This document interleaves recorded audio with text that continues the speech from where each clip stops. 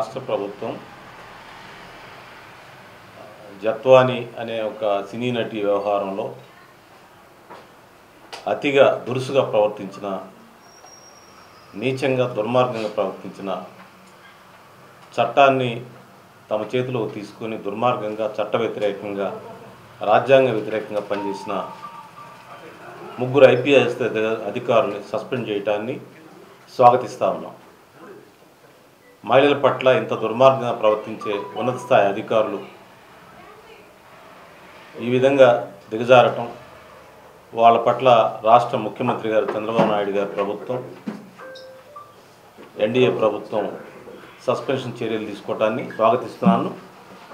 వాళ్ళని చట్ట ప్రకారం వాళ్ళని అరెస్ట్ చేసి చట్టం ముందు హాజరుపరచాలని కూడా డిమాండ్ చేస్తున్నాం. సస్పెండ్ చేయటమే కాదు, వాళ్ళని చట్ట ప్రకారం వాళ్ళు చట్టాన్ని వ్యతిరేకించారు, రాజ్యాంగాన్ని ఉల్లంఘించారు, మానవతా విలువల్ని మర్చిపోయారు.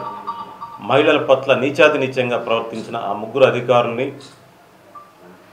చట్టంలో చర్య తీసుకొని వాళ్ళని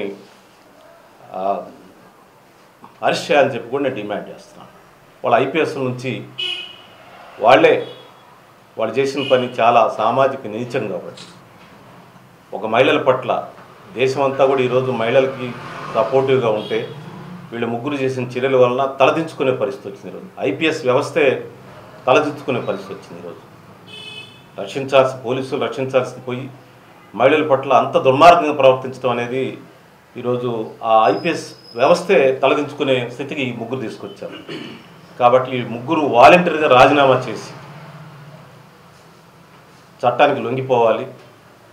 వాళ్ళు కన్ఫెస్ అవ్వాలి, మేము తప్పు చేసాం, మేము జగన్మోహన్ రెడ్డి గారి ప్రభుత్వంలో సజ్జల మాటలని ఈ దుర్మార్గం చేసాం, మేము మా ఐపీఎస్ పదవిని వదులుకుంటున్నామని ప్రజల ముందు కన్ఫెషన్ స్టేట్మెంట్ ఇచ్చి పోతే సమాజంలో వాళ్ళ గౌరవం పెరుగుతుంది, వాళ్ళ కీర్తి వస్తుంది వాళ్ళకి.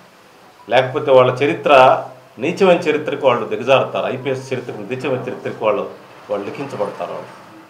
కాబట్టి వాళ్ళ కుటుంబ సభ్యులకి, వాళ్ళ భార్యలకి విజ్ఞప్తి చేస్తూ ఉన్నాం. ఐపీఎస్ గౌరవం పెరగాలంటే ఈరోజు ముగ్గురు అధికారులు మీడియా ముందుకు వచ్చి మేము ఆ రోజు సజ్జల గారి మాటిని మేము దుర్మార్గం చేశాము, మేము నీచంగా ప్రవర్తించాము, మేము రాజీనామాలు చేస్తున్నామని ప్రకటిస్తే వాళ్ళ గౌరవం పెరుగుతుంది. లేకపోతే వాళ్ళు దాన్ని ఇంకా మేము ట్రిబ్యునల్కి వెళ్తాం, మేము ఛాలెంజ్ చేస్తామంటే అంతకంటే దుర్మార్గం కోవట్లేదు.